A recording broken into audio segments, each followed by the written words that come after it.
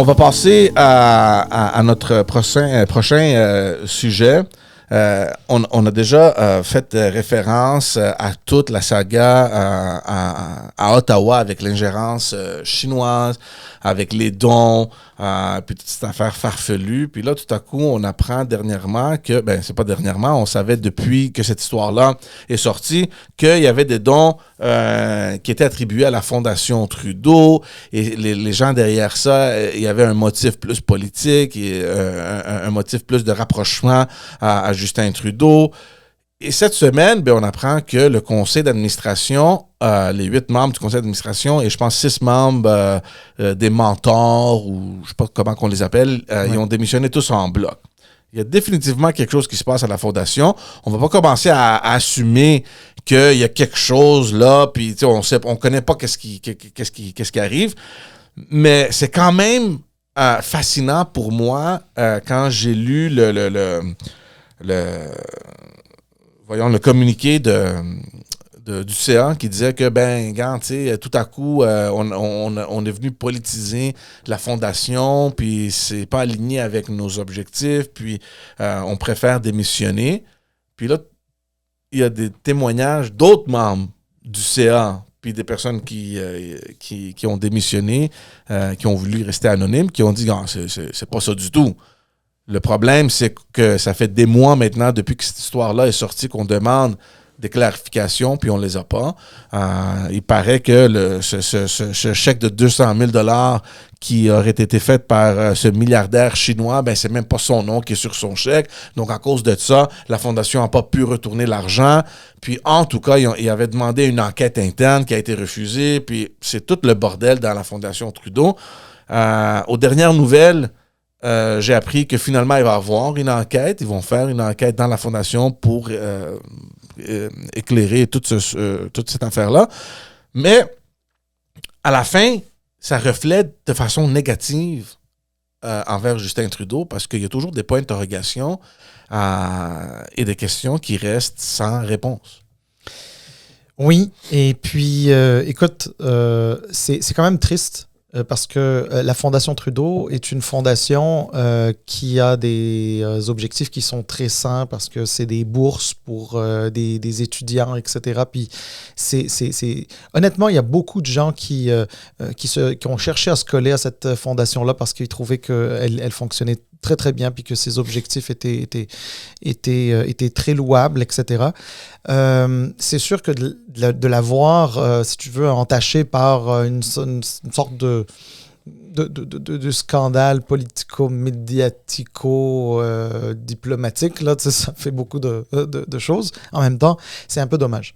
C'est un petit peu dommage. Bon, maintenant, c'est sûr que je ne suis pas sûr que ce soit la Fondation Trudeau qui est politisée, qui se soit politisée elle-même. Je pense que c'est les politiciens qui ont politisé la Fondation Trudeau.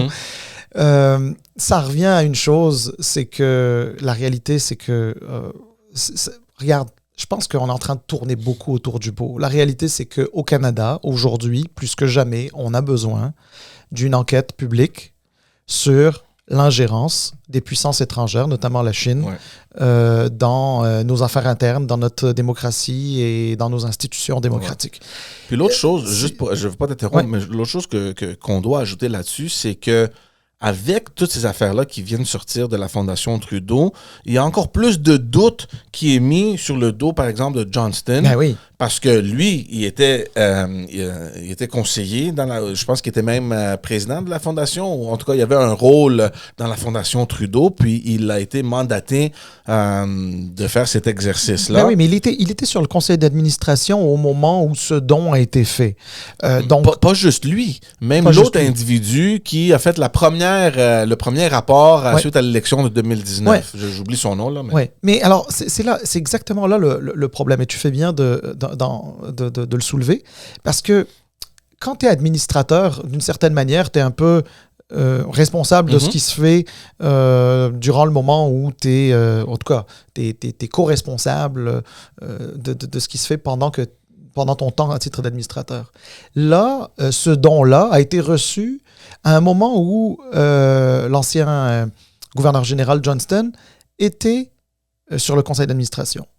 Et là, en ce moment, il est rapporteur spécial qui doit faire un rapport pour savoir si oui ou non ça prend une enquête publique sur l'ingérence de la Chine. Puis, il y a cette histoire de ce chèque-là qui a été donné pendant qu'il était administrateur. Ouais, lui, apparemment, tout le monde est unanime sur le fait que c'est quelqu'un d'une extrême intégrité, etc. Personne ne doute de son intégrité. Par contre... Non, mais il y a clairement un conflit d'intérêt quelque part. En tout cas, l'apparence de conflit d'intérêt est là, absolument. C'est difficile. C'est criant. Puis, c'est difficile de ne pas donner raison aux oppositions qui crient pour une enquête publique et que de plus en plus, ils n'ont pas la confiance à ces individus-là que Justin Trudeau continue à nommer, qui proviennent de sa propre fondation. Oui. Et qui font des exercices de recherche ou d'enquête ou quoi que ce soit dans des activités que cette même fondation-là a été assujettie. Donc, je sais pas, c'est un peu étrange toute cette histoire-là. Oui, je me permets juste de faire une petite nuance. J'imagine que c'est juste par abus de langage. C'est pas la fondation de Trudeau. C'est pas Justin Trudeau, c'est son père, Pierre Elliott. En fait, c'est la fondation qui porte le nom de son père. Ouais. Donc, il y a quand même une... Elle a été créée après le décès. Après son décès. Puis à l'époque, je pense que c'était dans le gouvernement Jean Chrétien. Puis Jean Chrétien ou Paul Martin, mais enfin bref, l'un ou l'autre, on parle... Au début des années 2000, donc exactement. Je pense que ça devrait être Chrétien. Chrétien était là jusqu'en 2003, donc effectivement, ça devait être Chrétien. Mais à l'époque, Martin était ministre des Finances, puis c'est 100 millions de dollars. Écoute, il n'y en a pas beaucoup des fondations qui commencent à 100 millions de dollars. Imagine, là, toi et moi, on lance une fondation, là, mais le gouvernement fédéral, il nous dit, OK, bon, ben, vous êtes bien cute, vous allez recevoir 100 millions pour démarrer votre fondation. C'est quand même pas mal. Bon, regarde, je fais des blagues, mais ce que je veux dire par là, c'est parce qu'il y a eu aussi énormément d'argent public là-dedans, donc c'est aussi tout à fait normal que le gouvernement veuille mettre son nez là-dedans pour s'assurer que les choses ont été bien gérées. Mais cela dit, même si ce n'est pas la fondation de Justin Trudeau, mais qui porte seulement le nom de son père, lui, il a dit « j'ai rien à voir avec tout ça ». Je suis d'accord, il n'y a rien à voir avec tout ça, mais il reste que, ce matin, j'aime pas trop parler de ça parce que c'est plate de ramener ça à des histoires de famille, mais à ce niveau-là de politique, malheureusement, tu peux pas passer à côté.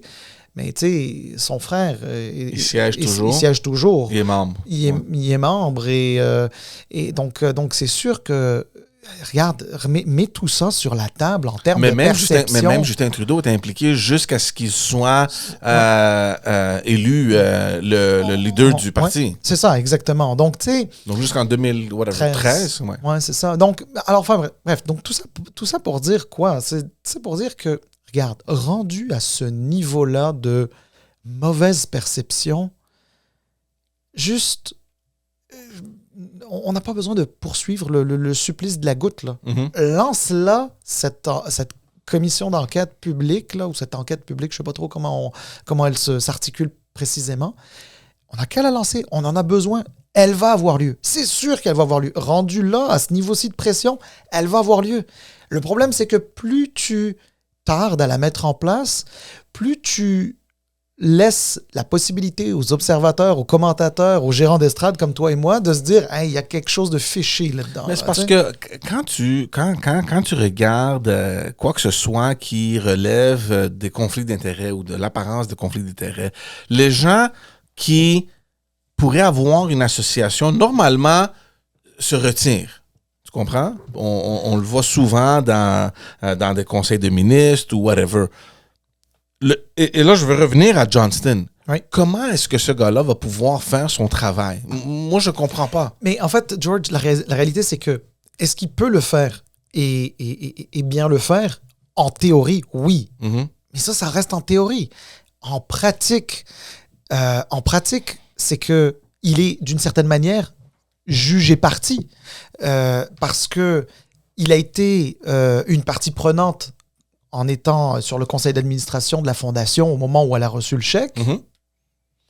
Puis c'est lui qui est le rapporteur spécial qui va être en mesure de dire ça prend une enquête publique ou non. Ça marche pas. Il y a quelque chose qui marche. Alors, donc, admettons qu'ils disent, oui, ça prend une enquête publique. OK, là, on va se dire, bon, ben, finalement, il a été bien correct.